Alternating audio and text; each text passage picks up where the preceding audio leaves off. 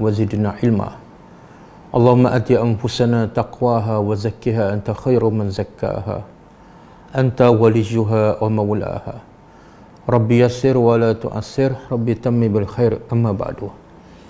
Alhamdulillah, bersyukur pada Allah Subhanahu wa taala kerana masih dipanjangkan umur dan masih diberi taufik dan hidayah kepada kita semua untuk kita sama-sama meneruskan agenda kehidupan kita yang paling utama, iaitu mengabdikan diri kepada Allah Subhanahu wa taala.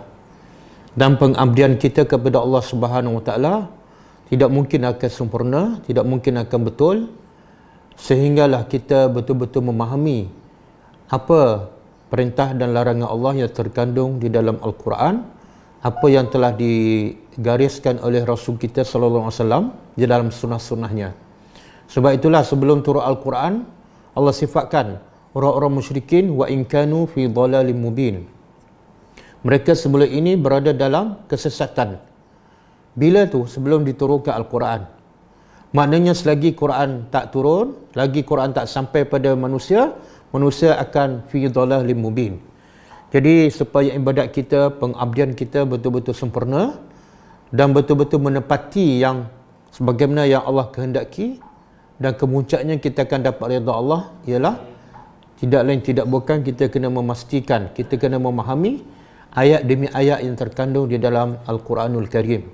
Jadi insya-Allah pada pagi ini kita akan sama-sama memahami, menghayati ayat-ayat Allah Subhanahu wa taala dalam surah Al-Bayyinah. Surah Al-Bayyinah adalah surah Madaniyah, iaitu turun selepas Nabi berhijrah ke Madinah Al-Munawwarah, dan surah ini mengandungi 8 ayat. Surah ini mengandungi 8 ayat, dan ia turun selepas surah At-Talaq. Surah At-Talaq. Surah ini dinamakan surah Al-Bayyinah sebab dia ambil sempurna dengan perkataan Al-Bayyinah yang disebut 2 kali dalam surah ini, iaitu dalam ayat yang pertama, lam yakunil ladzina kafaru min ahlil kitab wal musyrikina munfakkina hatta ta'tiyahumul bayyinah. Al-Bayyinah di hujung ayat yang pertama, dan juga di hujung ayat yang keempat, ba'di ma ja'atuhumul bayyinah. Jadi 2 kali perkataan Al-Bayyinah disebut. Apa makna Al-Bayyinah? Bayyinah ialah keterangan yang jelas, yang nyata ataupun bukti. Dan tidak ada satu perkara yang cukup jelas yang bila datang manusia tidak boleh menafikannya. Manusia tidak boleh menafikan kebenarannya. Apa dia? Iaitu Al-Bayyinah. Sebab itulah kalau hakim ataupun qadi nak menghukum, maka dia perlukan satu bayyinah, satu bukti. Jadi bayyinah tu cukup jelas sebagai bukti seseorang itu bersalah ataupun tidak. Jadi bila hakim menghukum berdasarkan bukti yang nyata, maka tidak ada ruang lagi untuk pihak yang bersalah untuk menafikannya. Itu maksud Al-Bayyinah. Sebab tu Nabi kata dalam satu hadis yang sahih, Al-Bayyinatu ala mudda'i.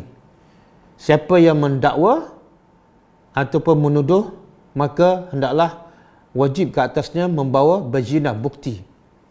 Jadi bayyinah dalam surah Al-Bayyinah maksudnya ialah Rasulullah, ataupun juga maksudnya ialah Al-Quran.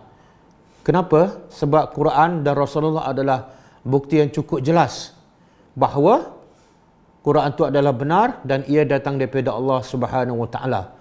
Dan Rasul juga adalah bayyinah, cukup jelas, cukup terang, tak boleh dinafikan bahawa apa yang disampaikan oleh Rasulullah adalah yang diturunkan oleh Allah kepada baginda sallallahu alaihi wasallam.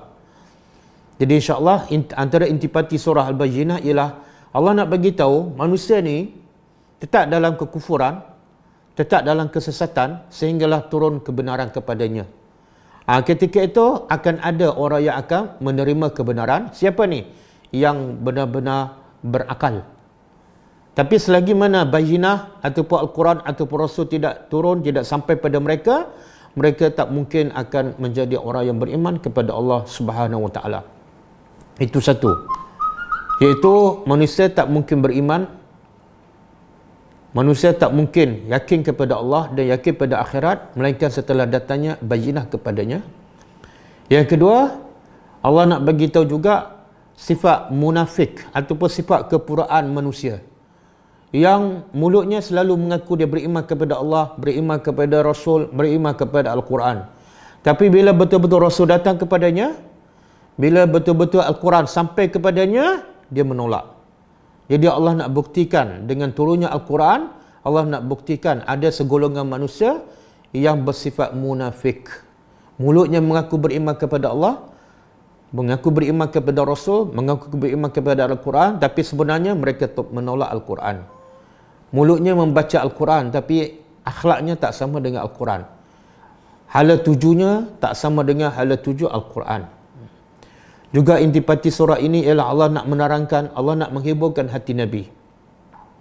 Allah nak hiburkan hati Nabi yang walaupun Nabi dah sampaikan kebenaran daripada Allah dan Nabi pula mengajak umat manusia kepada kebaikan, tapi Nabi tetap ditolak oleh sebahagian besar manusia, khususnya orang-orang musyrikin dan orang Yahudi dan Nasara di Mekah dan Madinah. Maka Allah kata, jangan sedih sebab kamu telah sampaikan bayinah pada mereka.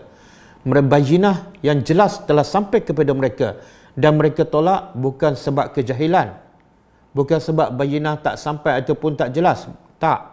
Tapi bayinah telah sampai dan jelas, mereka menolak. Sebab apa? Sebab sombong. Jadi bukan kekurangan kamu, bukan kelemahan kamu, kamu telah sampaikan yang terbaik. Itu antara tiga intipati yang terkandung dalam surah Al-Bayyinah. Jadi kita pergi satu ayat demi ayat, insya-Allah.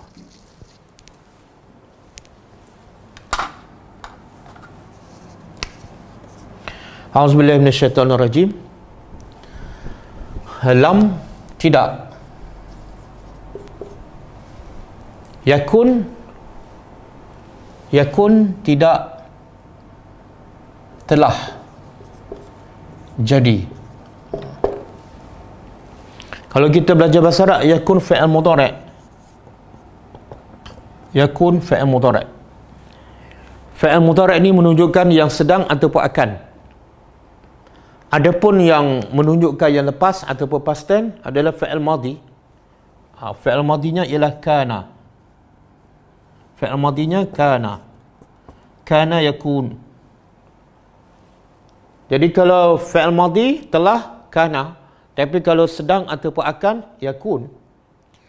Tetapi dalam kaedah bahasa Arab, bila fi'il mudhari' masuk lam di hadapannya, lam masuk pada fi'il mudhari', maka dia seolah maksudnya ialah fi'il madhi. Jadi kalau nak terjemah, tidak, telah. Telah ni menunjukkan past tense walaupun dia mudhari'. Kenapa? Sebab ditambah ataupun dimasukkan sebelumnya lam. Jadi tidak telah jadi allazina, orang-orang kafaru, mereka yang telah kufur. Tidak jadilah orang-orang yang kafir. Siapa orang kafir ni? Min ahlil kitab, dari kalangan ahli kitab.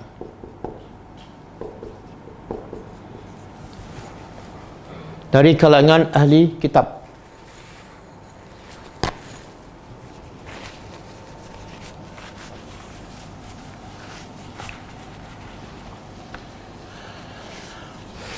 Siapa ni? Siapa dari kalangan ahli kitab? Boleh jawab tak? Okey, tak dengar jawapan. Ahli kitab, bila disebut ahli kitab ialah Yahudi dan Nasara. Dan maksud kitab ialah kitab Taurat dan Injil.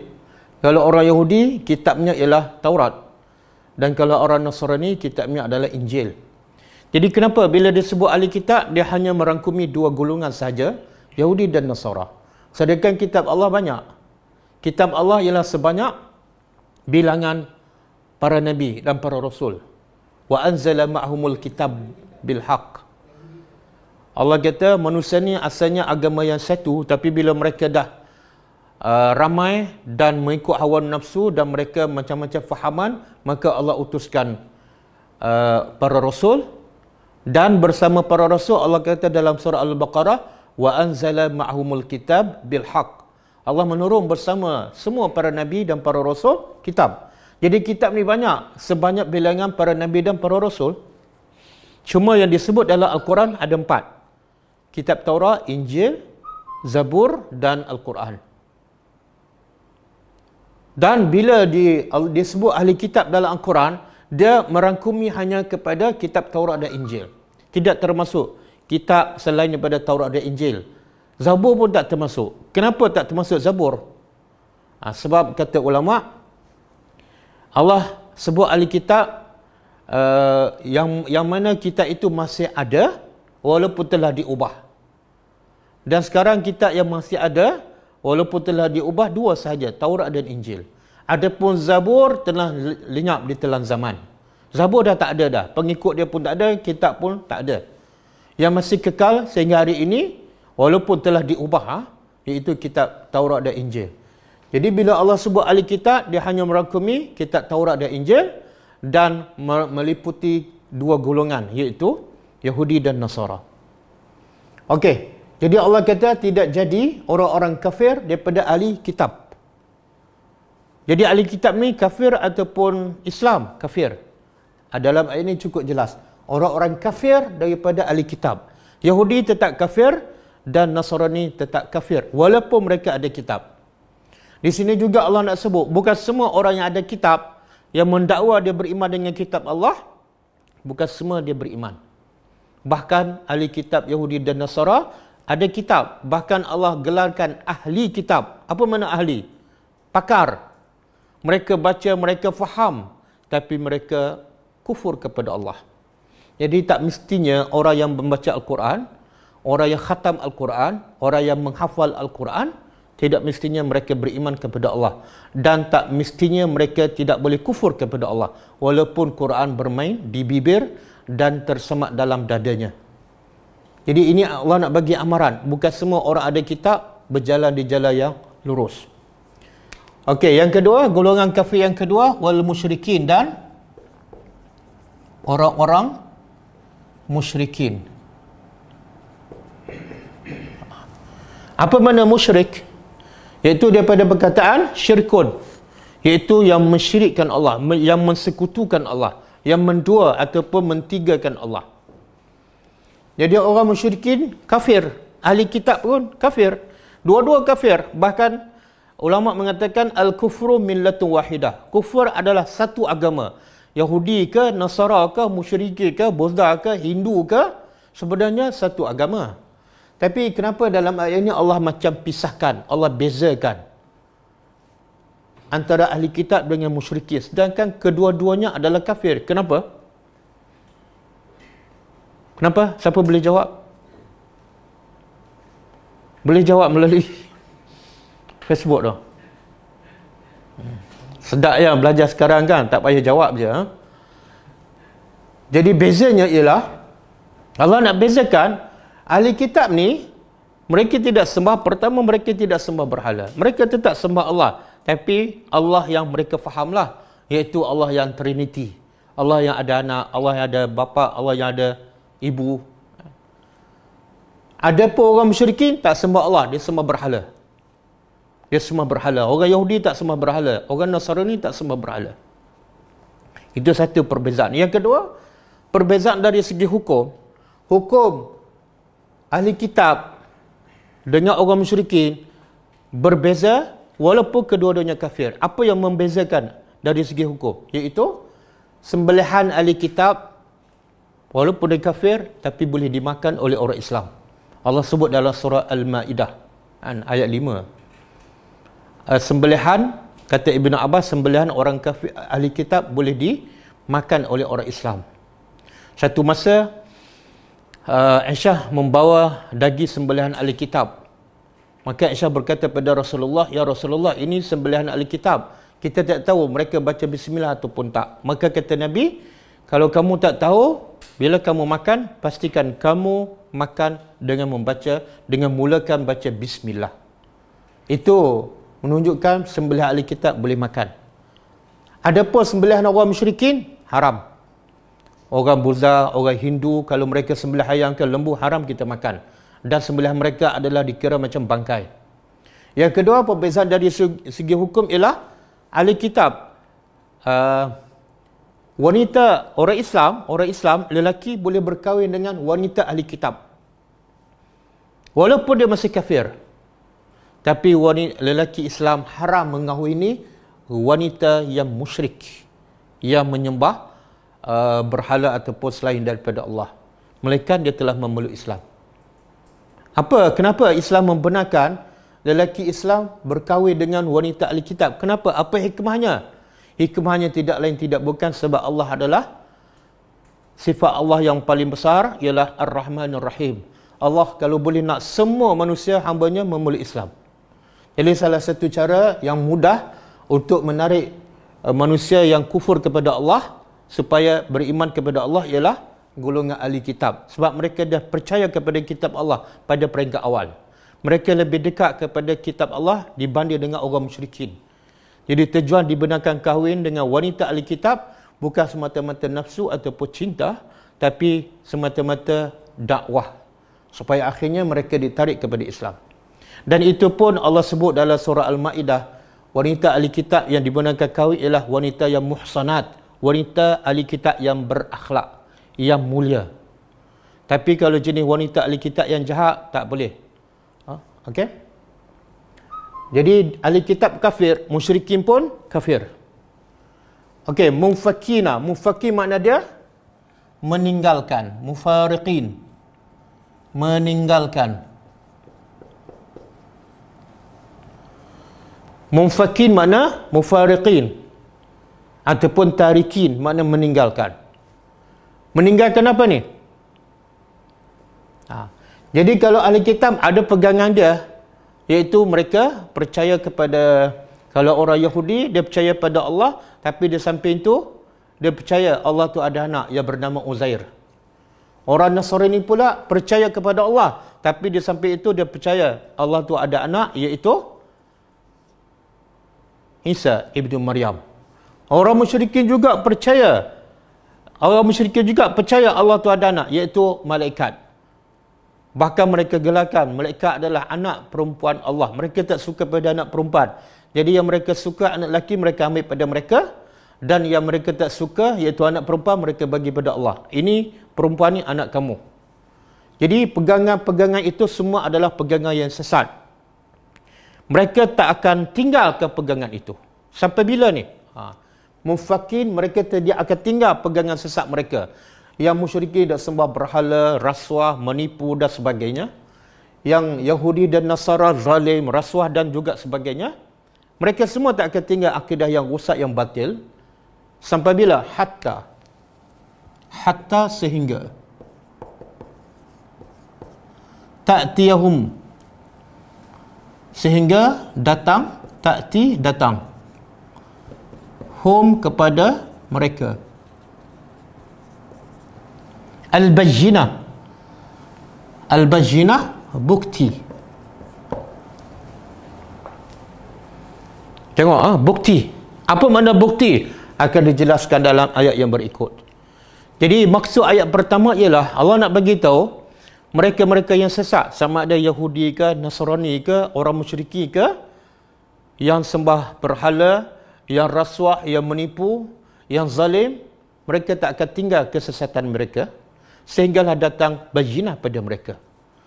Bila Allah turunkan Al-Quran, bila Allah utuskan Nabi Muhammad SAW sebagai Rasul, bukan semua, ada sebahagian ataupun segelintir daripada mereka meninggalkan akhlak-akhlak, akidah-akidah yang rusak. Maksud apa tu? Jadi manusia selagi tak ada bukti, selagi tidak ada keterangan yang jelas, manusia akan berada dalam kesesatan. Yang kedua, untuk mendapat hidayah Allah mesti melalui bayyinah.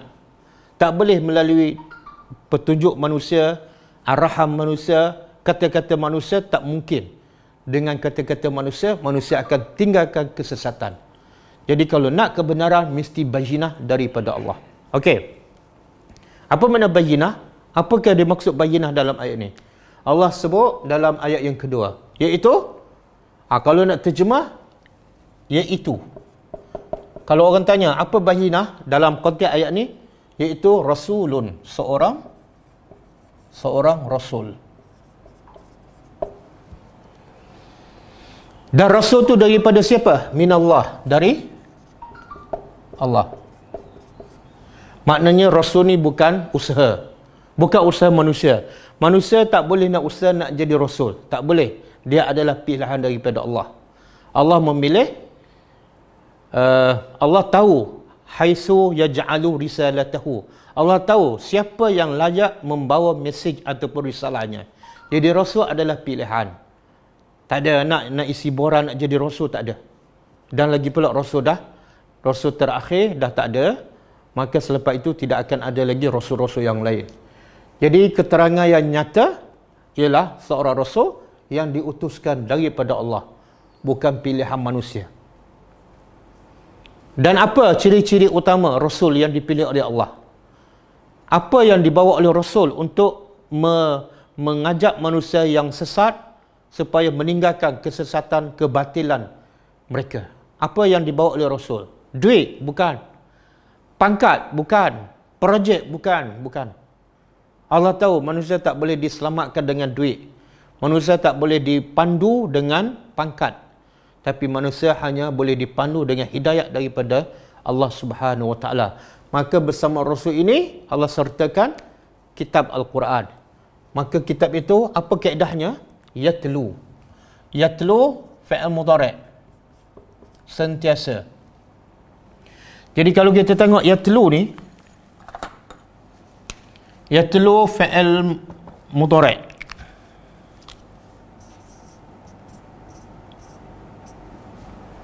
Kalau fi'il madhi, tala. Fi'il madhi tala.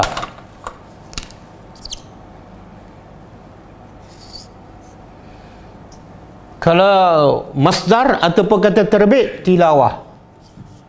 Tilawah.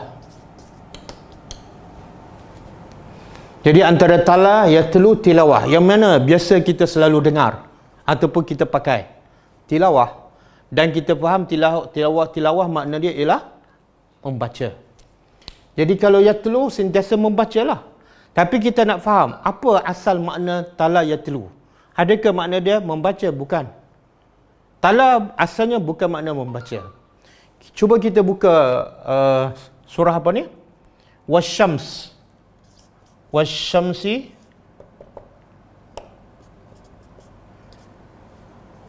Apa dia? Wasyams wa duhaha.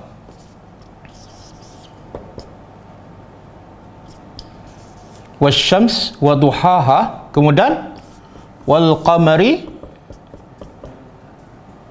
iza talaha. Ni sama kan? Tala. Iza talaha. Cuba kita tengok apa makna asal tala ataupun tilawah. Baca ke apa? Wasyamsi wa duhaha, demi matahari. Allah bersumpah demi matahari, wa duhaha, dan demi waktu duhanya. Jadi matahari itu menunjukkan siang. Tapi antara waktu terbaik di siang hari ialah waktu duha.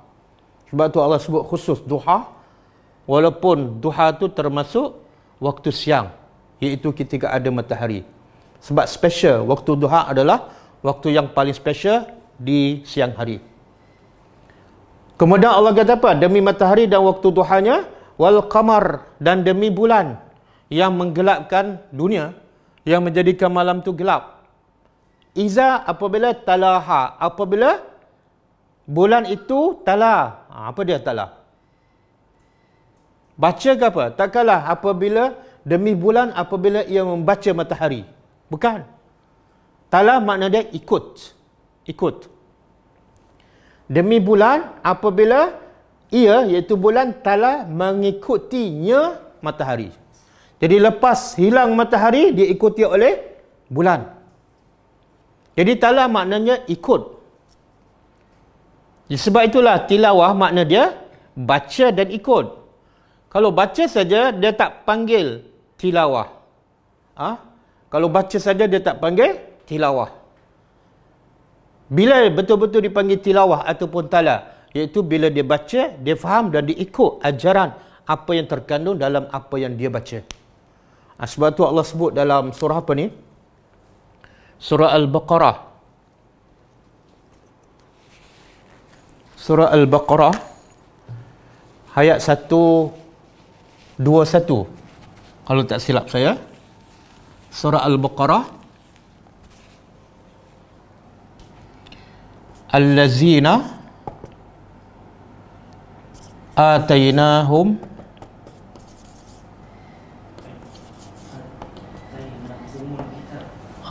yatlunahu haqqa tilawati.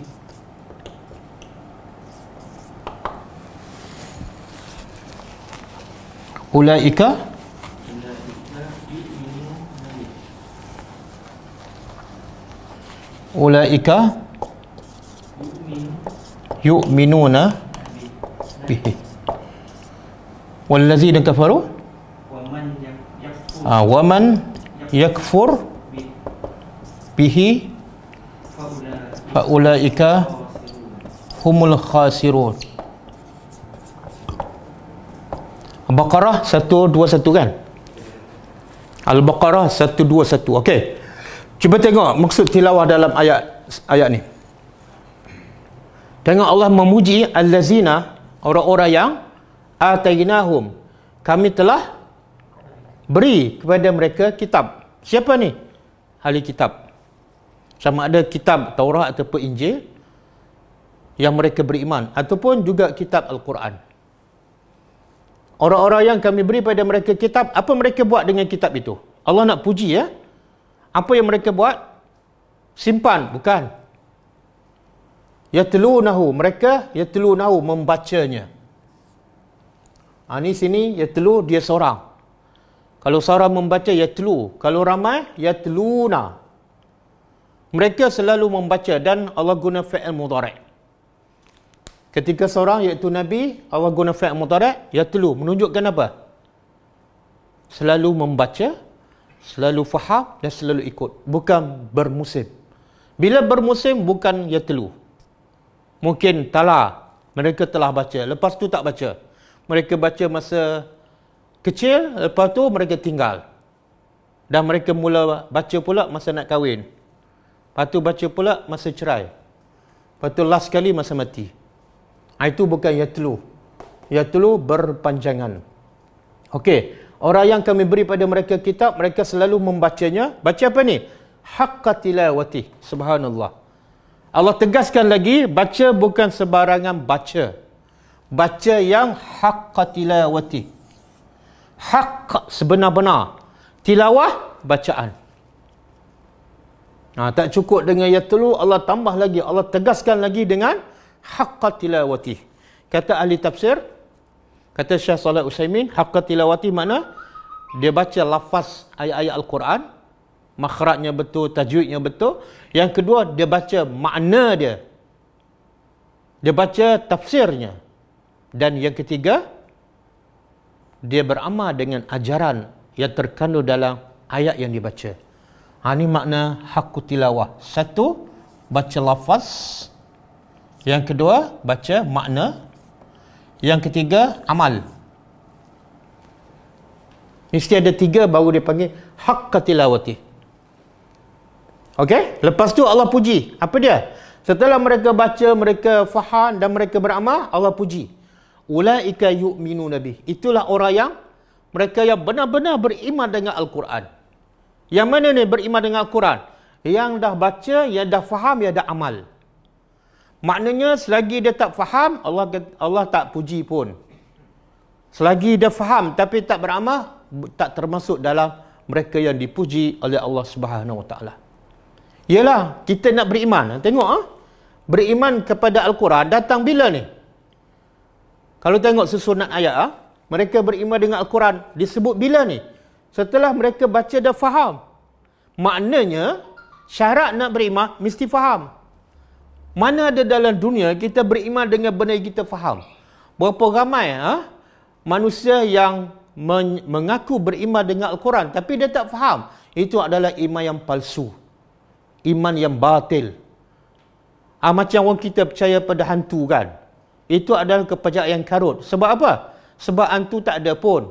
Dan dia sendiri pun tak pernah tengok pun. Macam mana dia percaya benda yang tak ada dan dia sendiri tak pernah tengok. Dengar cerita daripada bapak dia dengar cerita daripada atuk dia, daripada moyang dia. Semua tak pernah tengok. Itu bukan beriman, itu karut.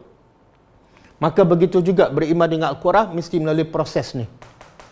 Melalui proses ni. Dah ada proses ni, baca lafaz, baca makna beramal, barulah layak dipanggil beriman dengan Al-Quran. Kalau setakat baca, jangan mengaku beriman. Kalau setakat baca dan faham tapi tak beramal, jangan mengaku beriman. Maka sebab itu Allah menafikan, wa man yakfur bihi. Siapa yang kufur dengannya, iaitu dengan Al-Quran, bila dia kufur? Bila dia baca, dia faham. Maknanya, kalau nak beriman, syarat kena faham. Kalau nak kufur pun, kena faham. Mana mungkin kita tolak benda yang kita tak faham. Jadi orang musyrikin Mekah, orang Yahudi, orang Nasara, dia tolak Al-Quran dalam keadaan mereka faham. Mana boleh kita tolak benda yang kita tak faham? Saya tak percaya benda tu apa dah? Saya pun tak faham. Mana mungkin? Mana mungkin? Jadi kalau nak beriman, kena faham. Kalau nak tolak pun, kena faham. Tapi yang peliknya, yang pelik bin ajaib, apa dia? Ada orang beriman, dia tak faham. Ada orang tolak pun dalam keadaan tak faham. Sebenarnya itu tak termasuk. Ya Allah puji yang beriman dalam keadaan dia faham, ataupun Allah mencela yang kufur setelah dia faham. Okey? Kemudian Allah kata faulaika humul khasirun. Itulah orang yang kufur walaupun Quran ada pada mereka, mereka baca tapi mereka tak beriman. Itulah humul khasirun, orang yang rugi. Orang yang rugi. Okey? Jadi kita balik pada ayat kita. Yatlu. Apa makna yatlu? Jelas Jadi tilawah apa ni dia panggil apa sekarang? Dulu musabaqah Al-Quran. Musabaqah tu macam berlomba. Maka ditukar nama supaya nampak tak macam berlomba. Dia majlis tilawah. Sebenarnya tak tepat tu. Sebab bila sebut majlis tilawah Al-Quran, orang yang baca, orang yang dengar mesti faham dan mesti amalkan. Kalau yang baca tak faham, yang dengar pun lagi tak faham, bukan majlis tilawah. Majlis apa ni? Majlis sebut ayat Al-Quran. Kalau dah sampai tahap faham, dah tahap amal, barulah disebut majlis tilawah Al-Quran. Okey? Jadi tugas utama Rasul, apa dia?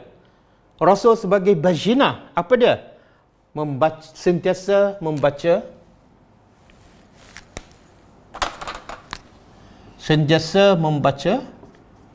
suhufan, suhuf jamak plural. Kalau satu sahifah.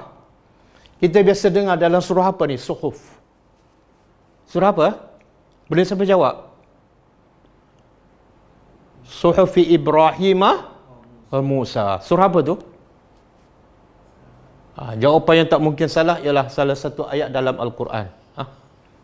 Suhuf makna lembaran-lembaran.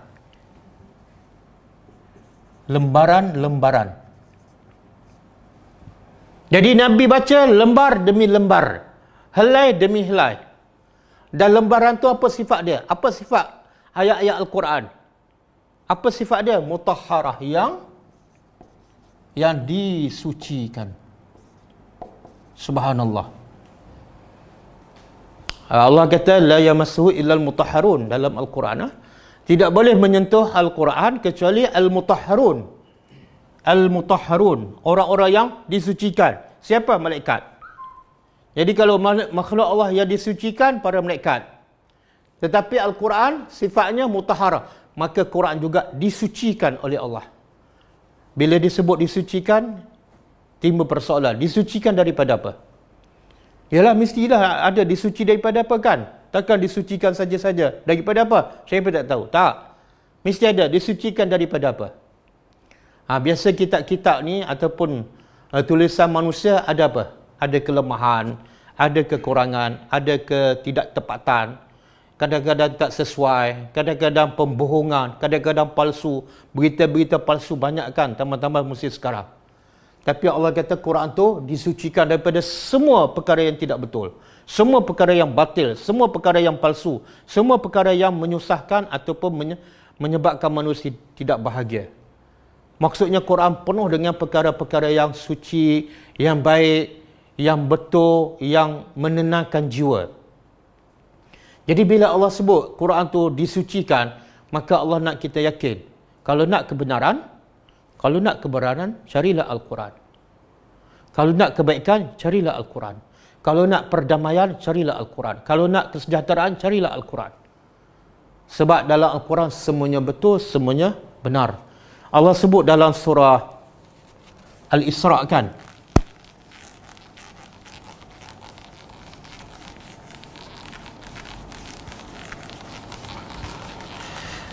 Allah sebut dalam surah Al-Isra', inna hadzal Qur'an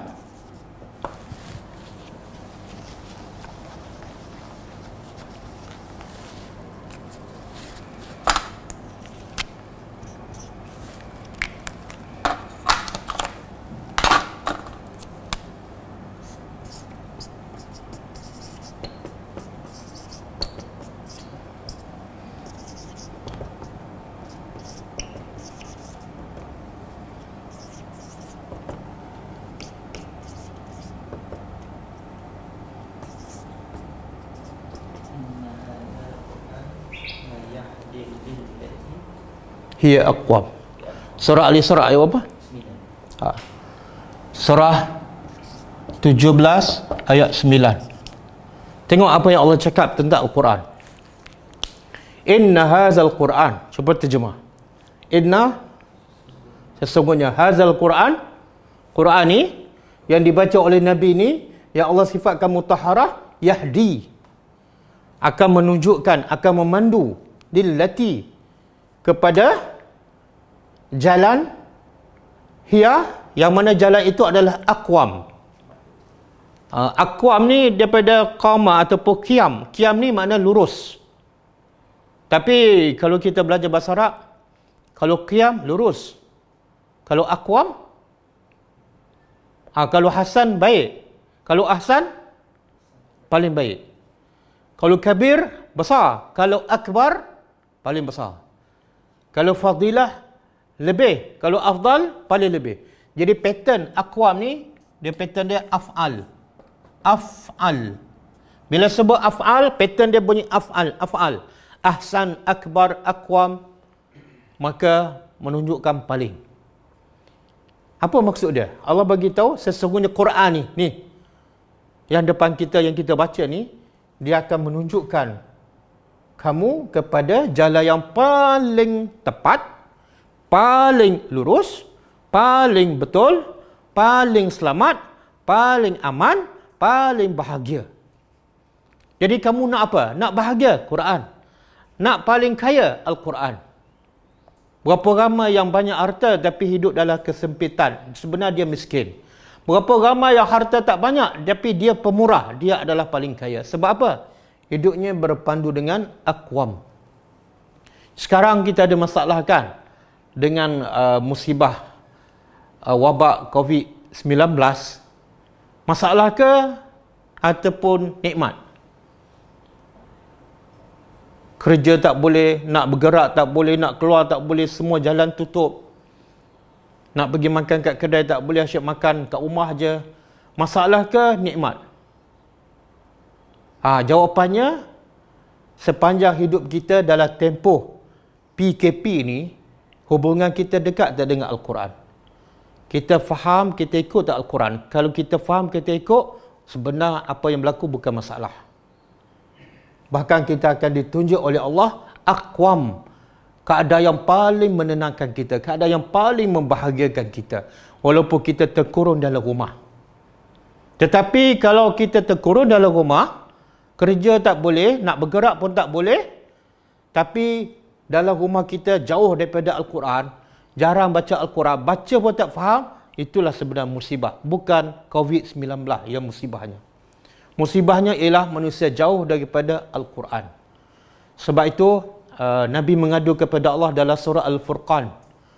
Nabi mengadu kepada Allah dalam surah Al-Furqan, ayat 30. Ayat 30.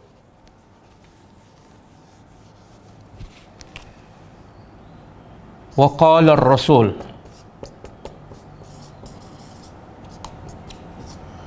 ya Rabbi inna qaumi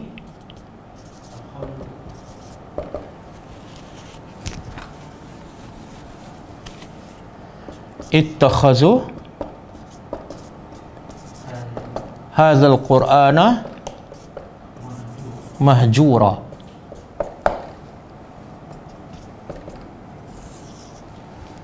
Tengok, apa yang Nabi mengeluh? Apa yang Nabi mengeluh? Adakah sebab kemiskinan umat dia? Bukan. Sebab Nabi pun miskin. Bahkan disebut dalam satu hadis, kata Aisyah radhiyallahu anha, ma syabi'a alu Muhammad min khubzi sya'irin fi yaumaini mutataliyaini. Hadis sahih Bukhari. Maksudnya, kata Aisyah, keluarga Nabi Muhammad, isteri dia, Nabi sendiri, tak pernah kenyang dalam masa 2 hari berturut-turut. Saya ulang, kata Aisyah, Nabi dan isteri-isterinya, anak-anaknya tidak pernah kenyang dalam masa 2 hari berturut-turut. Maknanya apa tu? Kalau hari ni kenyang, besok tak kenyang. Kalau besok kenyang, lusa tak kenyang. Bahkan dalam satu hadis, Nabi Aisyah berkata, pernah berlalu sebulan, anak bulan berlalu sebulan, kemudian 2 bulan, dan rumah kami tidak berasap. Maka sahabat pun tanya, sahabat pelik lah, kalau tak berasap, mana tak masak? Kalau tak masak, makan apa? Sahabat bertanya kepada Aisyah, habis kamu makan apa dalam tempoh rumah kamu tak berasap 2 bulan, 3 bulan? Aisyah kata, kami hanya makan kurma dan air kosong sahaja. Jadi kemiskinan, kelaparan sebenarnya bukan masalah.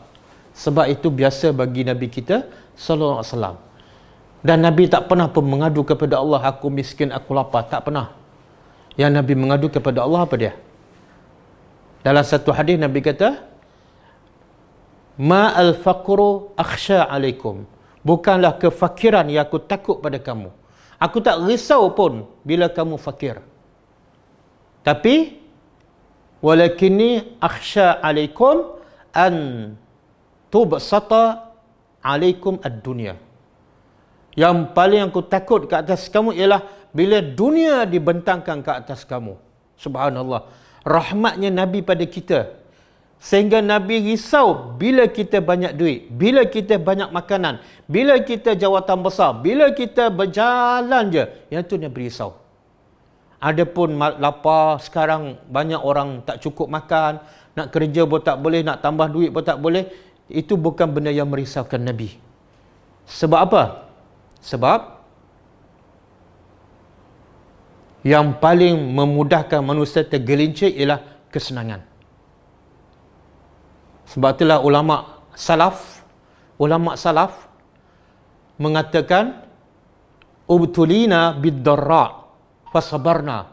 Kami diuji dengan kesusahan, kesukaran. Fasabarna, kami boleh sabar, tak ada masalah. Walakinna idza ubtulina bis-sarra, tetapi bila kami diuji dengan kesenangan, falam nasbir, kami tak sabar. Bila dibuang perintah kawalan pergerakan, manusia mula berjalan, mula mengumpat, mula membazir duit, mula buka aurat. Masa tu manusia tak sabar untuk mentaati perintah Allah. Subhanallah. Kita bukan minta susah, tak. Tapi kita minta biarlah. Kalau senang, senang yang bersyukur kepada Allah. Tapi kalau senang menyebabkan kita jauh daripada Allah, jangan. Minta dijauhkan. Jadi Nabi kata apa? Yang ni yang Nabi mengadu kepada Allah. Wa qala Rasul. Rasul berkata, ya Rabbi, wahai Tuhan, inna qaumi, sesungguhnya kaum aku, umatku, ittakhazu, menjadikan hazal Quran mahjura. Quran ni sebagai barang yang ditinggalkan. Ya Allah, betul tak? Berapa ramai manusia tinggal Al-Quran? Berapa ramai manusia tak baca Al-Quran? Berapa ramai manusia baca Quran tak faham. Berapa ramai yang manusia baca Quran dah faham tapi tak beramal. Berapa ramai yang manusia faham dan beramal tapi tak istiqamah. Berapa ramai? Yang betul-betul faham, yang betul-betul beramal, yang betul-betul istiqamah, hanya satu dalam 1000. Dalam 1000 orang, hanya satu je. Yang faham, campur amal. 999 tak amal. Sama ada tak baca, ataupun tak faham, ataupun tak amal. Ni. Tengok angka ni. Angka yang menakutkan. Nabi kata satu je akan masuk syurga. Makna apa tu? Yang hidup berpandukan Al-Quran, daripada 1000 ni, yang baca, yang faham, yang istiqamah dengan amalannya, ajaran Al-Quran, seorang je daripada 1000. Adapun yang 999, sama ada dia tak baca langsung, ataupun dia baca tapi tak faham, ataupun dia baca, dia faham tapi dia tak beramal. Berapa ramai daripada 1000? 999. Angka ni menakutkan. Yang ni yang Nabi mengadu pada Tuhan. Ya Allah, wahai Tuhan, umatku menjadikan Al-Quran bahan yang ditinggalkan. Pasal COVID-19, Nabi tak risau sangat. Selagi mana kita duduk dalam rumah dengan Al-Quran, tak ada masalah. Tengok sahabat Nabi, mereka bukan tinggal dunia, bukan mereka dikepung 14 hari. Tapi mereka dikepung di Mekah 3 tahun. Disekat makanan, tapi mereka tetap beriman. Ada yang mati, tapi mati dalam iman. Nabi kita dikepung dalam gua Sur 3 hari 3 malam. Tak ada masalah sebab bersama Nabi ada Al-Quran. Bersama Abu Bakar ada Al-Quran. Pemuda Kahfi dikepung dalam gua, disekat, perintah kawalan pergerakan, bukan setakat tak boleh keluar 1 minggu, 2 minggu, 1 bulan, tak, bukan 6 bulan, 309 tahun, tapi bukan jadi masalah kepada pemuda Kahfi. Walaupun hanya berada dalam gua, makanan pun tak dihantar, tak ada siapa peduli, tak ada siapa tahu pun, tapi tak ada masalah sebab mereka hidup dengan hidayah Allah Subhanahu Wa Taala. Dan Nabi Yunus dikepung oleh Allah dalam perut ikan. Makanan tak ada siapa tahu berapa lama, tapi tak ada masalah sebab Nabi Yunus hidup bersama hidayah Allah Subhanahu Wa Taala. Jadi jangan risau bila kita dikenakan sekatan pergerakan. Tapi risaulah bila kita dikenakan sekatan pergerakan untuk mentadabbur Al-Quran. Risaulah bila syaitan menipu kita, masa kosong kita, masa sihat kita di rumah, masih belum dekat dengan Al-Quran. Masih tak nak mentadabbur dan masih tak nak berubah mengikut ajaran Al-Quran. Itu yang patut kita risau. Okey? Jadi, kitab ni suci. Bila suci, buatlah macam kitab yang suci. Jangan buat kitab macam suci dalam debu. Simpan sampai berdebu. Okey, lepas tu, pukul berapa jam?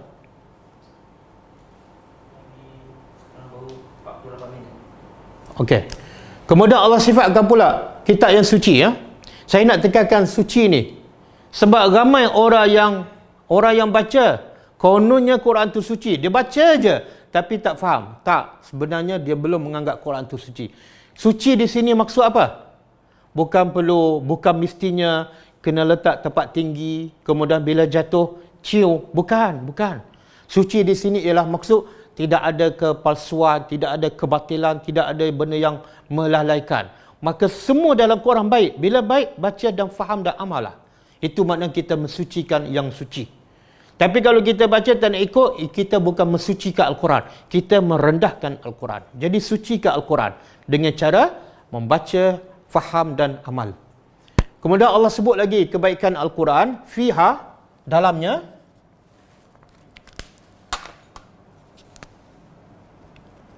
dalam lembaran yang suci itu ada kutub. Kutub jamak, plural. Kalau satu kitab, kalau banyak kutub. Jadi dalam Al-Quran ada kitab-kitab. Apa maksud kitab-kitab? Ada ulama mentafsirkan dalamnya ada hukum hakam. Satu hukum-hukum. hukum-hukum. Jadi ini bab hukum nikah kahwin, satu kitab.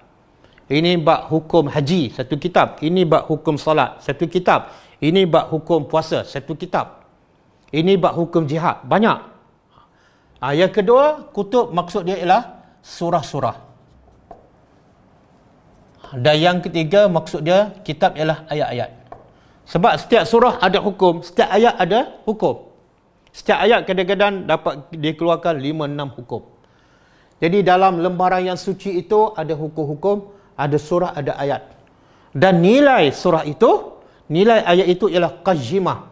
Semuanya yang betul, lurus. Allah tekankan lagi, qajiman, bagaimana Allah sebut dalam surah Al-Kahfi kan, qajiman, lurus. Jadi Allah nak beritahu, buku yang ditulis oleh manusia bukan semua betul. Kadang-kadang merosakkan akhlak kita, kadang-kadang merosakkan pemikiran kita. Tapi kita belajar, kita baca sampai habis. Jadi kenapa yang betul-betul suci, yang betul-betul lurus, yang betul-betul memandu kamu kepada kebahagiaan, kenapa kamu baca sampai tak faham? Kenapa? Kenapa baca sampai khatam tapi tak faham? Buku yang ditulis oleh manusia kamu baca, kamu faham dan sampai kamu dapat keputusan cemerlang. Kenapa? Adakah buku matematik, buku sains, buku novel lebih bernilai, lebih suci daripada Al-Quran? Jadi letaklah yang suci di tempat yang sepatutnya. Dan letaklah tulisan manusia, buku-buku manusia di tempat yang bawah daripada Al-Quran.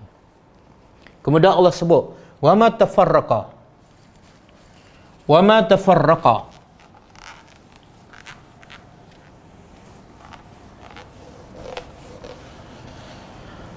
Dan ma tidak. Tafarraqa. Tafarraqa apa dia? Berpecah. Allazina, orang utu, yang mereka utu diberi. Orang yang diberi kitab. Siapa ni? Orang Yahudi dan Nasara. Kitab apa ni? Kitab Taurat dan Injil.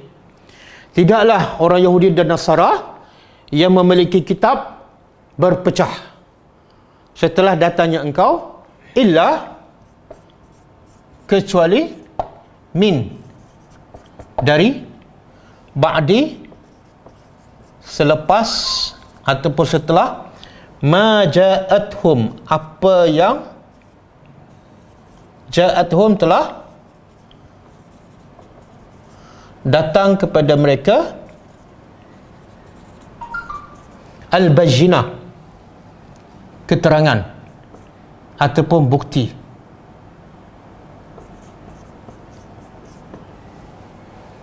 Okey, ini bayyinah yang kedua yang disebut dalam surah Al-Bayyinah. Bayyinah pertama jelas iaitu Rasul.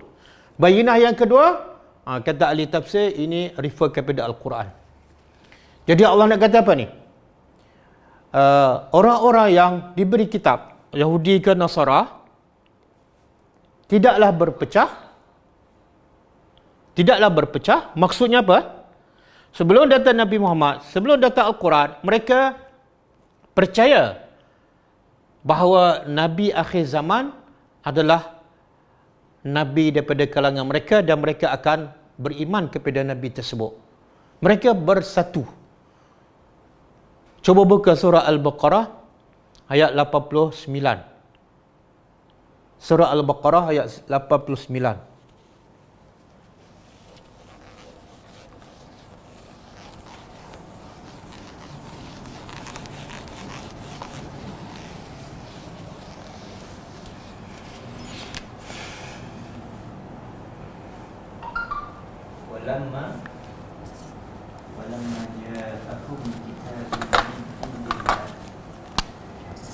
Walamma ja'ahum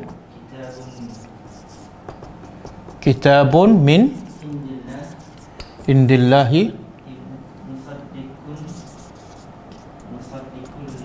musaddiqun lima ma'hum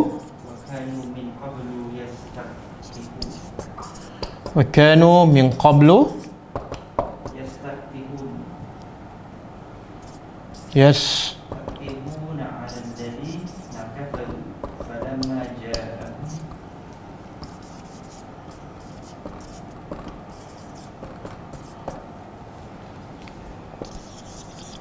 فلما جاءهم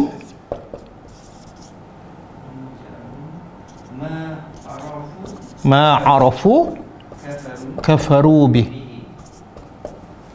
فلعنة الله على الكافرين.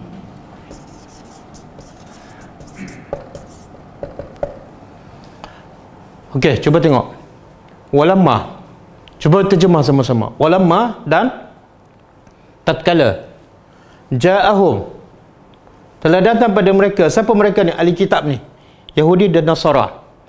Telah datang pada mereka kitabun, iaitu Al-Quran, min indillah, dari sisi Allah. Dan kitab Al-Quran itu apa sifatnya? Musaddiqun. Ia hanya membenarkan, bukan melawan, bukan bercanggah. Ia membenarkan, mengesahkan lima ma'hum, terhadap apa yang dah bersama ahli kitab. Apa dia? Taurat dan Injil.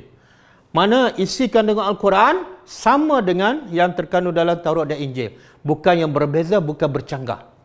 Maknanya Allah nak bagi tahu degilnya Bani Israel, degilnya Yahudi dan Nasara ialah mereka mengingkari benda yang mereka sendiri percaya pada peringkat awal.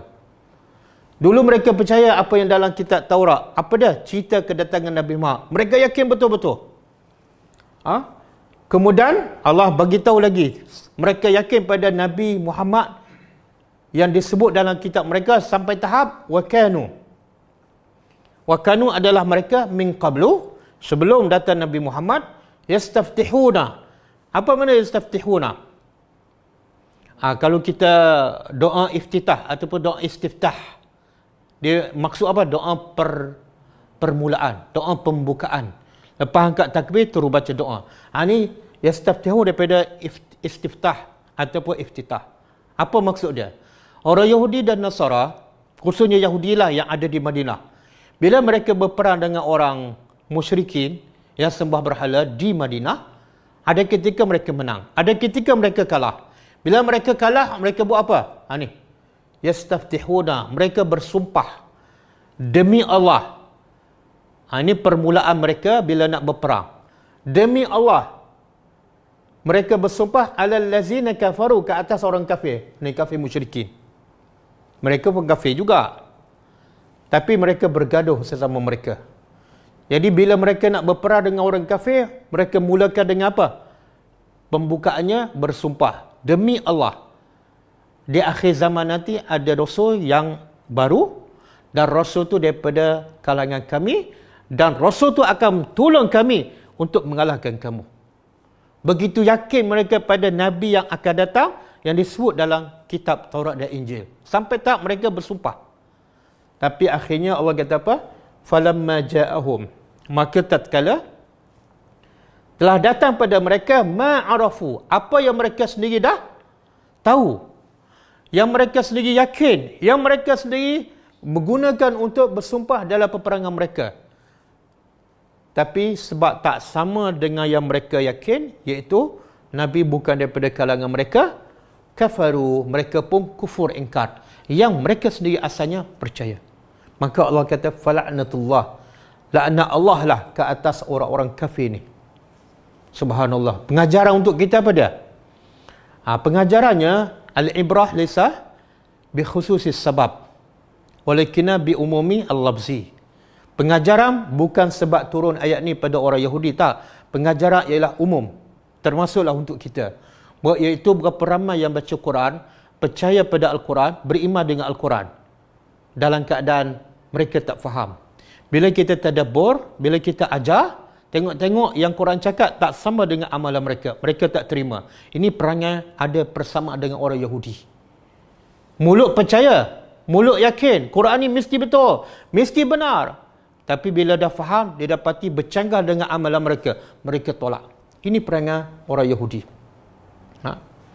Jadi sama juga, dia percaya pada Nabi Muhammad. Dia sanjung Nabi Muhammad, dia sambut Maulidur Rasul. Tapi bila kita bagi tahu sunnah Nabi berdasarkan hadis yang sahih dan tiba-tiba bercanggah dengan amalan mereka, mereka tolak sunnah Nabi. Ini perangai orang Yahudi. Mulut percaya, hati yakin, tapi bila betul-betul diberitahu, mereka tolak. Jadi jangan jadi macam Bani Israel, wahai Bani Melayu. Okey? Kemudian Allah kata apa? Jadi ayat 4 ni Allah nak sebut apa ni? Apa pengajarannya? Ayat Allah nak meredakan, menenangkan, menghibur hati Nabi. Kenapa? Nabi dah sampaikan bayyinah, cukup jelas. Quran tu daripada Allah, Nabi tu diutus daripada Allah. Bukan saja-saja Nabi mengaku. Cukup jelas, bayyinah. Tiba-tiba orang musyrikin tetap tolak Nabi, sebahagian besar tolak. Orang Yahudi dan Nasara hampir semua tolak. Jadi Nabi sedih. Maka ayat ni meredakan kesedihan Nabi. Macam mana tu? Macam mana ayat ni menghiburkan hati Nabi? Jadi Allah nak beritahu, mereka tolak apa yang kamu bawa.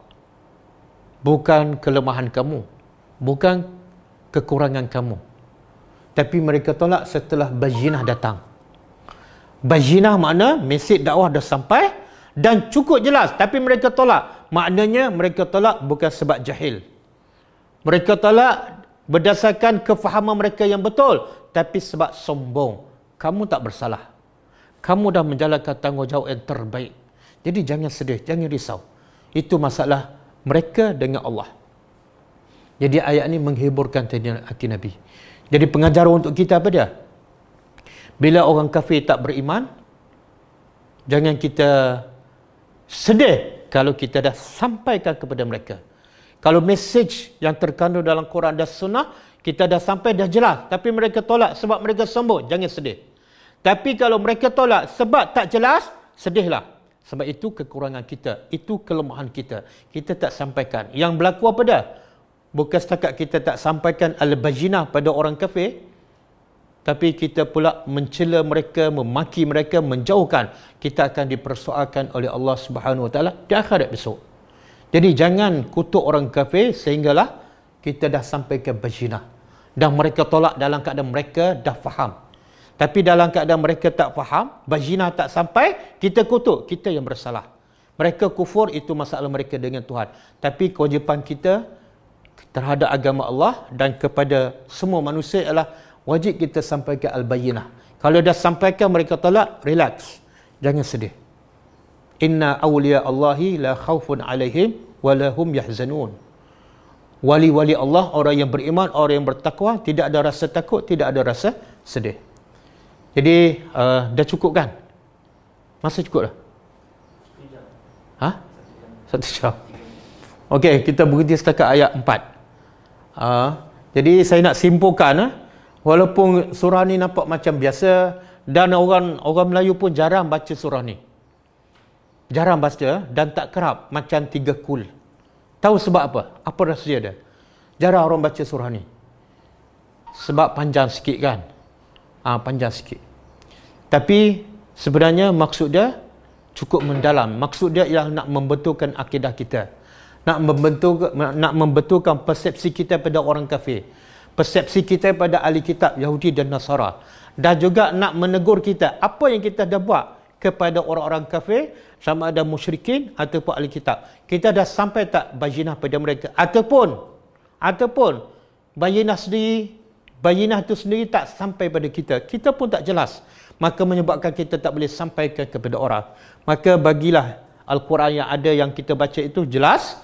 Kemudian step kedua, sampaikan. Dan juga di sini juga Allah nak bagi tahu manusia ni, perangai manusia, dia akan bersatu sebelum sampai bukti.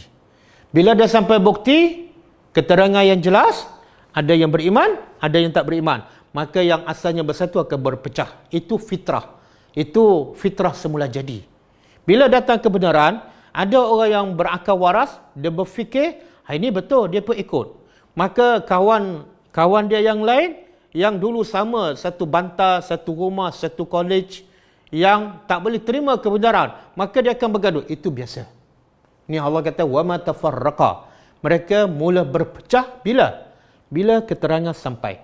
Bila keterangan sampai, ada yang beriman, ada tak beriman. Maka berlakulah dua puak. Fa minhum man amana wa minhum man kafar. Ada sebahagian mereka yang beriman dengan bayyinah, ada sebahagian mereka yang tak beriman. Itu normal, itu biasa.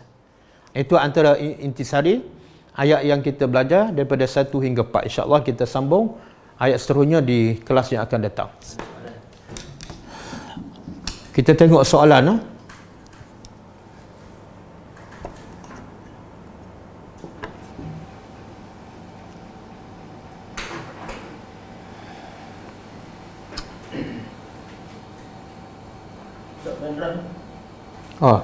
Okey, sebelum tu ini ada pendrive dalam bentuk audio dan visual. Kita boleh tengok rakaman kelas tadabbur saya dalam bentuk gambar dan suara, dan boleh masuk di handphone dan kita boleh dengar di mana-mana saja, walaupun di tempat yang tidak ada internet, walaupun dalam PKP walaupun dalam rumah, dalam gua, kita boleh tengok rakaman tadabbur. Juzuk Amma lengkap, juzuk Amma semua berapa surah dalam juzuk yang ke-30 lengkap dalam satu pendrive. Harga dia 150 untuk juzuk 30. Yang iPhone mahal sikit sebab iPhone pun mahal. Jadi pendrive dia pun harga dia 200 Jadi tak rugi kita beli ni 150 ataupun 200 untuk kita faham al-bayyinah yang akan memadu kita pada aqwam, jalan yang paling lurus, jalan yang paling tenang, jalan yang paling bahagia, jalan yang paling selamat menuju ke syurga, insya-Allah. Jadi dalam tempoh PKP ni jangan buang masa, dengarlah rakaman tadabbur melalui pendrive ini yang harganya hanya 150 sahaja. Mana soalannya?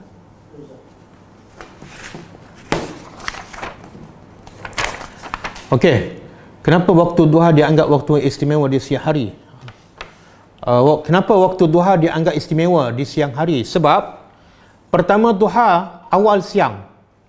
Jadi siang ni ada awal, ada tengah dan ada akhir. Jadi awal siang tu adalah menunjukkan betapa rahmat Allah, nikmat Allah kepada kita, iaitu kita dapat hidup kembali. Kalau kita tidur sebenarnya kita dah mati. Tapi bila kita boleh bangun dan nampak siang tu ialah awal duha, maka itu adalah nikmat dan rahmat Allah kepada kita. Allah nak lagi kita hidup dan Allah nak lagi kita menambahkan amal soleh kita. Dan juga waktu duha banyak kelebihan, antaranya solat duha. Nabi kata siapa yang solat duha 4 rakaat, Allah akan bereskan, Allah akan sempurnakan urusannya pada hari itu. Solat 4 rakaat. Solat apa ni?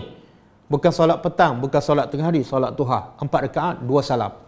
Dan juga Nabi kata, siapa yang solat berjemaah subuh, kemudian dia menunggu sehingga terbit matahari, kemudian dia tunggu 10 minit, dia solat 2 rakaat, maka ada satu hadis, dia akan dapat pahala seperti melakukan haji dan umrah yang sempurna. Itu antara kelebihan solat duha. Begitu juga solat duha, Nabi kata, dalam badan manusia ada 360 sendi. Setiap sendi sepatut bersyukur kepada Allah. Sebab setiap sendi ni satu nikmat yang sangat besar kepada kita. Kita boleh lipat, kita boleh pegang. Jadi sepatut setiap nikmat kena disyukuri. Tapi nikmat sendi itu terlalu banyak, kita tak mampu nak mensyukurinya. Maka Nabi bagi alternatif, iaitu cukup kamu salat duha 2 rakaat. Seumpama kamu bersedekah sebanyak 360 sendi. Yang kedua, perintah zakat ada dalam kitab Injil. Wallahu alam, perintah zakat ada dalam kitab Injil, secara umumnya adalah, tapi saya tak pasti, wallahu alam. Yang ketiga, soalan ketiga, kalau baca sahaja maksudnya iqra' kan ustaz? Sebenarnya perkataan iqra' pun baca. Tapi dalam mana-mana bahasa, bila sebut baca mesti faham. Tak ada orang baca sampai tak faham. Kalau kita suruh anak kita baca buku sekolah, kita tak sebut baca sampai faham, tapi dia faham. Baca sampai faham. Jadi sebenarnya perkataan qiraah pun dalam bahasa Arab sebenarnya baca sampai faham lah. Cuma mungkin baca sampai faham tapi tak mesti beramal. Tapi kalau tilawah, dia baca faham dan amal, ataupun baca faham dan ikut. Jadi qiraah baca dan faham, dan tilawah dia lebih lagi baca faham dan ikut ataupun amal. Itu saja. Ada lagi tak? Dia tak ada. Ada lagi.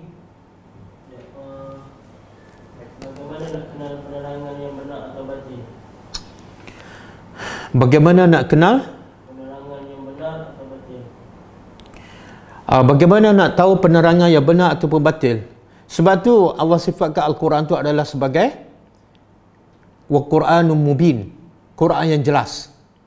Sebab apa? Sebab bila baca Quran dan kita faham, maka kita tahu yang dalam Quran benar dan selain daripada Quran salah.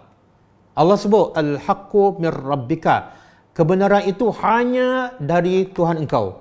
Fala takunanna minal mumtarin, maka jangan sekali-kali kamu jadi orang yang ragu pada kebenaran. Kebenaran yang mana? Yang datang daripada Allah. Maksudnya kita nak beza yang benar ataupun tak, kita kena faham Al-Quran lah. Hanya Jauhari mengenal Mak Nikam.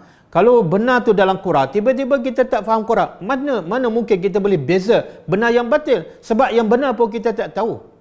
Jadi bila kita baca Quran, kita faham, baru kita tahu yang dalam Quran saja yang benar, ataupun yang daripada Allah dan Rasul saja benar, yang daripada manusia tidak benar. Famaza ba'dal haq illa dhalal. Allah sebut dalam Al-Quran, tidak ada selepas kebenaran melainkan semuanya sesat. Jadi kalau yang saya cakap pun, kalau berdasarkan nafsu, sesat. Tapi kalau saya cakap berdasarkan Al-Quran, berdasarkan sunnah Nabi yang sahih, itu adalah benar. Bukan sebab daripada saya, tapi sebab dia daripada Allah Subhanahu Wa Taala. Jadi nak tahu kebenaran, kena belajar Al-Quran, kena faham Al-Quran dan kena faham sunnah-sunnah Nabi.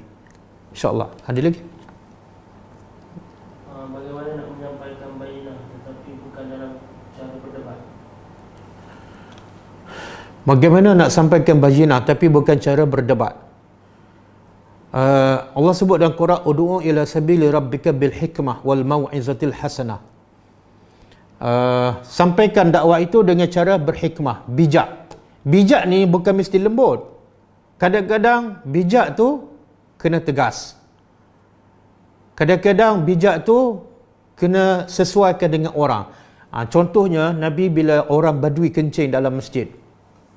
Orang Badui ni jahil, tidak bertamadun, suka kecil merata tempat, maka caranya kena berlembut. Sebab tu bila sahabat nak marah kepada orang Badui itu, Nabi larang sahabat. Sebab apa? Sebab cara sahabat marah pada orang Badui tak kena, walaupun perbuatan tu sangat salah. Kencing dalam rumah Allah sangat besar kesalahannya, tapi tengok siapa yang melakukan. Maka Nabi kata biar dia kencing, kemudian Nabi suruh pula sahabat siram air tersebut. Kemudian baru Nabi ajar dengan cara penuh kasih sayang. Tapi bila sahabat yang dah lama beriman, yang dah lama mereka berjihad, tiba-tiba mereka ponting dalam peperangan, Nabi tak buat macam orang Badui tadi. Contoh 3 sahabat yang ponting dalam peperangan Tabuk, antaranya Ka'ab bin Malik. Nabi pulau dia selama 50 hari. Nabi tak bagi salam, mereka bagi salam, Nabi tak jawab. Bahkan Nabi bagi arahan pada semua sahabat, jangan bercakap dengan 3 orang sahabat, jangan bagi salam, dan kalau mereka bagi salam, jangan jawab keras. Sebab apa? Sebab 3 orang sahabat ni dah lama memeluk Islam, dah lama berjihad, dah lama faham, tiba-tiba buat kesalahan, tak patut. Jadi hikmah ni kadang-kadang tempat kena lembut, kadang-kadang tempat kena tegas, kadang-kadang kena cakap perlahan, kadang-kadang kena tinggikan suara. Dan berdebat tu jauh lagi lah. Kalau nak berdebat pun Allah kata wajadilhum billati hiya ahsan. Kalau nak berdebat pun dengan musuh, dengan cara yang terbaik. Jangan sampai menghina dia, jangan sampai menganggap kita lebih pandai, jangan sampai mereka rasa mereka ni sesat sangat, jangan. Dengan cara yang terbaik. Sehingga mereka kata, mereka rasa kita ni sayang pada mereka, bukan kita nak menghukum mereka. Jadilah pendakwah, jangan jadi penghukum. Wallahu a'lam. Ada yang tanya, waktu duha tu dari pukul berapa sampai pukul berapa? Waktu duha lebih kurang 1 jam lebih selepas subuh. Maknanya kalau subuh sekarang lebih kurang pukul 6, lebih kurang pukul 7 dah terbit matahari, dan tunggu lebih kurang 15 minit, lebih kurang 7 suku masuk waktu duha. Kemudian berakhir lebih kurang 15 minit sebelum masuk waktu zuhur. Jadi waktu duha ni panjang, kelebihannya besar. Jadi tak ada sebab pula kita tak nak buat. Apatah lagi dalam keadaan kawalan pergerakan. Kita hanya duduk kat rumah je. Memang Allah betul-betul nak uji kita. Dulu Allah uji kita dengan kesenangan, dengan kesibukan, dengan dunia, dengan anak-anak, hantar anak sekolah, hantar anak universiti, hantar anak asrama, hantar anak tuition. Sibuk je. Kita feel gagal. Tak sempat nak solat duha, tak sempat nak tadabbur, tak sempat pergi kelas agama. Waktu cuti sekolah pula pergi melancong. Gagal. Sekarang Allah nak uji pula dengan apa? Dengan kesusahan. Sekarang tak payah sibuk dengan anak, tak payah keluar bekerja, dah tak ada cuti dah. Semua duduk dalam rumah. Tapi ramai lagi yang gagal untuk solat duha, untuk solat witir, untuk solat sunat, untuk baca Quran. Maka sebenarnya ujiannya adalah sebenarnya Allah nak membuktikan ada orang yang bersifat, ada orang yang macam bersifat munafik. Mulutnya manis, bercakapnya beriman, dan bila sibuk macam-macam alasan. Tapi bila Allah bagi masa free, sebenarnya mereka tak buat pun. Jadi jangan jadi macam orang munafik. Nabi sebut dalam satu hadis yang sahih. Dengar hadis ni. Hadis ni riwayat Al-Baihaqi. Nabi kata, akhwafu ma akhafu ala ummati kullu munafiq alimul lisan. Yang paling aku takut ke atas umat aku ialah setiap orang munafik yang alim al-lisan. Lidahnya cukup alim, lidahnya cukup manis. Kalau cakap nampak baik je, tapi sebenarnya dia munafik. Bila ada masa nak buat apa kebaikan, dia tak buat pun. Bila Allah bagi masa free, bila Allah bagi masa sihat, dia tak buat pun. Dia tak habiskan masa untuk dekat dengan Allah, dekat dengan Al-Quran. Ini Allah, Nabi kata apa? Ini yang paling Nabi takut ni. Mulut sedap, mulut cantik cakap, semuanya okey, semuanya baik, tapi sebenarnya dia adalah bersifat munafik. Wallahu a'lam. Beza tadabbur dengan tafsir. Okey, senang cerita tadabbur dan tafsir. Tafsir ni syarat nak mentafsir macam saya tak boleh. Dia kena ulama-ulama yang cukup syarat dia. Dari segi kepakaran, dari segi bahasa, ilmu Al-Quran, ilmu hadis, ilmu balaghah, ilmu nahwu saraf. Nak mana nak menafsirkan Al-Quran, kena ulama-ulama yang ada ilmu dia, ada syarat dia. Tapi nak tadabbur, kita ambil tadabbur ni kita ambil daripada tafsir yang ditafsirkan ulama yang cukup syarat tu, kemudian kita applykan dalam bentuk yang mudah supaya orang faham dan supaya orang beramal. Supaya orang beramal. Jadi tafsir tak mesti orang beramal. Kadang-kadang dia faham, tapi apa pengajaran dia tak tahu. Apa yang patut dia buat daripada tafsir tersebut dia tak tahu. Tapi kita bawa selangkah lagi, iaitu tadabbur, pengajaran daripada ayat yang kita belajar tafsir tadi macam ni. Amalannya macam ni. Saya bagi contohlah. Turun ayat lan tanalul birra hatta tunfiqu mimma tuhibbun. Allah kata, kamu tidak akan mencapai albir, apa-apa kebaikan, hatta tunfiqu, sehinggalah kamu infakkan. Sehinggalah kamu infakkan apa yang kamu sayang. Okey? Jadi ada seorang sahabat daripada Ansar, Abu Talha Al-Ansari. Dia faham ayat ni. Dia faham tu tafsir. Dia faham. Kemudian lepas dia faham, dia buat apa? Dia jumpa Nabi, dia kata, ya Rasulullah, semalam turun ayat yang Allah bagi tahu aku tak akan dapat capai kebaikan. Dia faham ayat tu Allah tuju pada dia. Dia salah seorang yang Allah bercakap. Jadi Allah seolah berkata pada dia, kamu tak akan capai kebaikan sehingga kamu bagi apa yang kamu sayang. Jadi dia pun berjumpa Rasulullah, dia kata, aku dah jumpa ayat ni dan aku dah faham. Itu tafsir. Kemudian peringkat tadabbur apa dah? Ya Rasulullah, aku ada satu kebun yang paling aku suka. Bayraha namanya. Dan Nabi pun selalu masuk kebun ni. Dan kebun ni ada telaga yang airnya cukup enak, Nabi pun selalu minum. Paling dia suka, paling dia sayang. Tapi bila turun ayat, Allah kata, kamu tak akan capai kebaikan melainkan kamu bagi yang kamu sayang. Maka masa tu dia nak tadabbur ayat ni. Apa dia? Dia kata, ya Rasulullah, inilah kebun yang paling aku sayang dan aku nak benda yang paling mahal di sisi Allah. Tapi syarat kena bagi yang paling sayang. Jadi aku nak infakkan kebun ni. Kepada siapa yang patut aku infak? Nabi kata bakhil-bakhil. Inilah perniagaan yang sangat menguntungkan. Bagilah, infaklah kepada kaum kerabat kamu yang pertama. Bila dia faham ayat, itu tafsir. Bila dia nak infakkan, itu tadabbur. Jadi tadabbur ni lebih kepada praktikal. Tapi proses nak tadabbur mesti melalui daripada tafsir. Macam saya tadabbur, tapi saya dah baca buku-buku tafsir yang ditulis oleh ulama-ulama muktabar seperti Ibnu Katsir, Tabari, Qurtubi, Al-Maraghi dan sebagainya. Wallahu alam. Okey, cukup Kita tutup dengan membaca tasbih kafarah. Subhanakallahumma wa bihamdika asyhadu an la ilaha illa anta astaghfiruka wa atubu ilaik. Assalamualaikum warahmatullahi wabarakatuh.